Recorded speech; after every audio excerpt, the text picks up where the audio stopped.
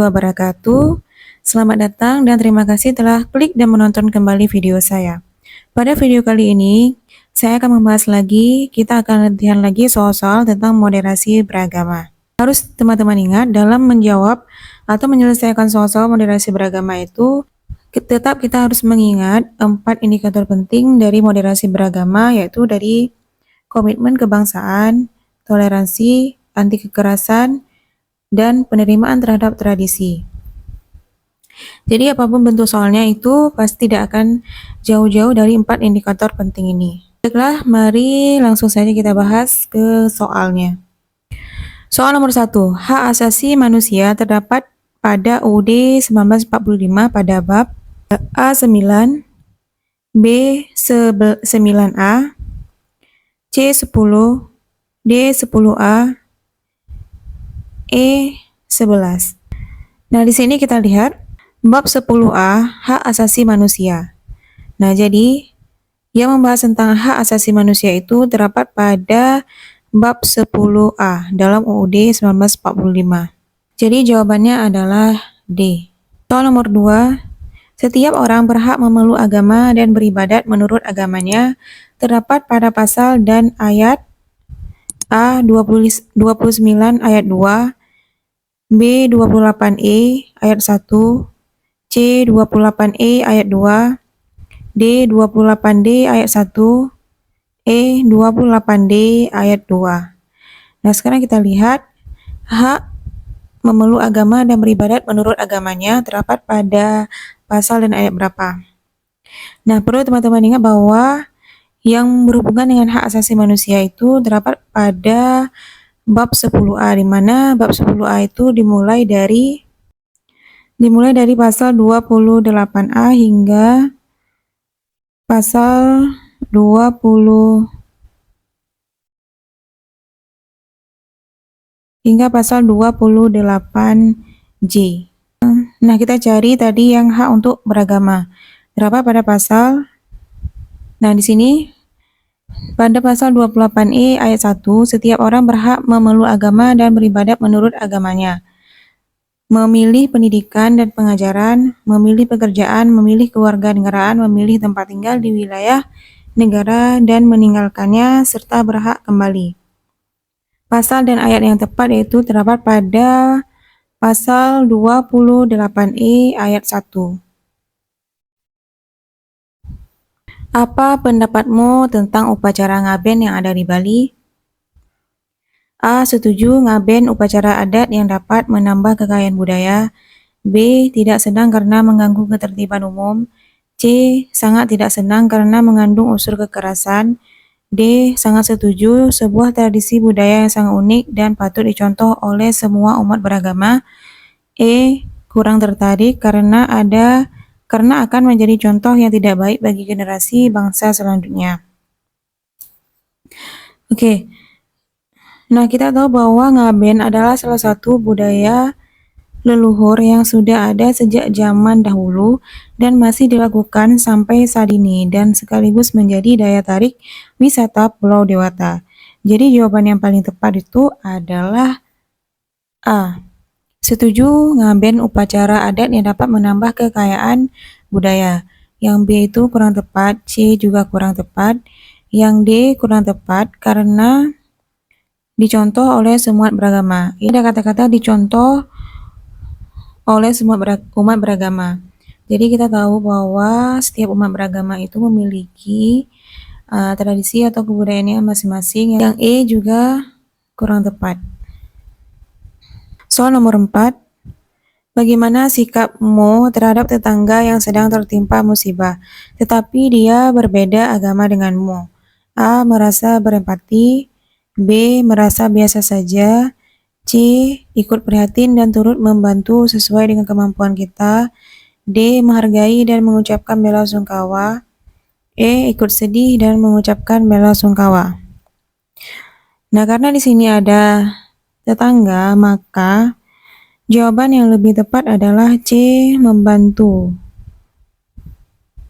Ya, karena biarpun dia berbeda agama, membantu dalam keadaan terkena musibah adalah salah satu sikap toleransi kita sesama umat beragama. Jadi kalau yang ini hanya berempati saja, merasa biasa saja, menghargai dan mengucapkan belasungkawa, ikut sedih. Nah ini di antara A, B, D, dan E tidak ada actionnya, hanya berupa bentuk simpati kita terhadap orang yang terkena musibah, sedangkan yang terkena musibah adalah tetangga sendiri. Jadi di sini yang C ada actionnya, yaitu membantu sesuai dengan kemampuan kita. Soal nomor 5, di bawah ini yang termasuk kasus pelanggaran HAM adalah kecuali A. Pemerasan terhadap gereja-gereja di Jawa Barat. Nah, di sini ada kata pemerasan. Jadi ini adalah salah satu pelanggaran HAM. Yang B. Pembakaran. Nah, di sini juga ada kata pembakaran. Ini juga termasuk salah satu pelanggaran HAM. Yang C. Perusakan dua biara dan kelenteng karena seorang warga Tionghoa mengatakan penggeras suara masjid terlalu kencang. Nah, ini memang mereka itu melakukan suatu hal yang tidak baik terhadap agama yang lainnya. Tetapi tetap kita harus menjaga agar tidak ada terjadinya suatu kekerasan. Nah, cara terbaiknya kita bisa melaporkan ke pihak yang berwajib. Sehingga yang C juga bukan. Yang D, Majelis Desa Adat Bali melarang seluruh aktivitas International Society for Krishna Consciousness. Nah, majelis itu menganggap ajaran Yaskakon berbeda dengan ajaran Hindu. Nah, ini salah satu bentuk yang dapat menyalahi pasal 29 ayat 2, negara menjamin kemerdekaan tiap-tiap penduduk untuk memeluk agamanya masing-masing dan untuk beribadat menurut agama dan kepercayaannya itu. Yang bukan merupakan kasus pelanggaran HAM yaitu terdapat pada jawaban yang E. Pengurus Gereja Katedral Jakarta Pusat mengubah jadwal misa Minggu pagi yang bertepatan dengan Idul Fitri. Soal nomor 6, Pancasila sesuai dengan kodrat manusia karena mampu menjaga keserasian hubungan A. Manusia dengan Tuhan, dengan sesama dan alam semesta. B. Manusia yang satu dengan lainnya serta Tuhan. B. C. Bangsa yang satu dengan bangsa lainnya. D. Pemerintah dengan tokoh masyarakat dan rakyat. E. Antar sesama masyarakat sebangsa. Kita harus ingat bahwa Pancasila pertama yaitu ketuhanan yang Maha Esa, sehingga C, D, E kurang tepat. Nah, yang C, D, E itu kurang tepat karena di sini tidak ada hubungan dengan Tuhan. Dan yang paling tepat adalah A karena bentuk hubungan yang lebih kompleks yaitu Tuhan, sesama, dan alam semesta. Untuk yang B juga kurang tepat karena hanya manusia yang satu dengan lainnya serta Tuhan. Jadi yang lebih tepat yaitu adalah A. Soal nomor 7. Di bawah ini yang bukan termasuk ciri-ciri negara yang menganut ideologi Pancasila adalah A. Pendidikan diarahkan untuk membentuk warga negara yang bertanggung jawab. B. Negara memperhatikan kehidupan beragama. C. Lebih mementingkan hak dan kebebasan warga negara. D. Kepentingan negara dan warga negara sama-sama dipentingkan. E. Negara dapat berdiri sendiri tanpa ikut campur bangsa atau negara lain. Sesuai dengan butir Pancasila, sila kedua yaitu mengembangkan sikap hormat, menghormati, dan bekerja sama dengan bangsa lain. Karena kita sebagai makhluk sosial yang pastinya tidak dapat hidup sendiri. Jadi, yang bukan termasuk ciri-ciri negara yang menganut ideologi Pancasila yaitu yang E. Negara dapat berdiri sendiri tanpa ikut campur bangsa atau negara lain. Nah, di sini di sila kedua, kemanusiaan yang adil beradab, ada butir yang menjelaskan di sini ada mengembangkan sikap hormat, menghormati, dan bekerja sama dengan bangsa lain. Ya, manusia adalah makhluk sosial sehingga manusia tidak dapat hidup sendiri, perlu adanya saling membantu satu sama lain. Untuk yang A itu sendiri sesuai dengan perilaku yang mengandung nilai Pancasila, yaitu rasa tanggung jawab terhadap segala kewajiban yang dimilikinya.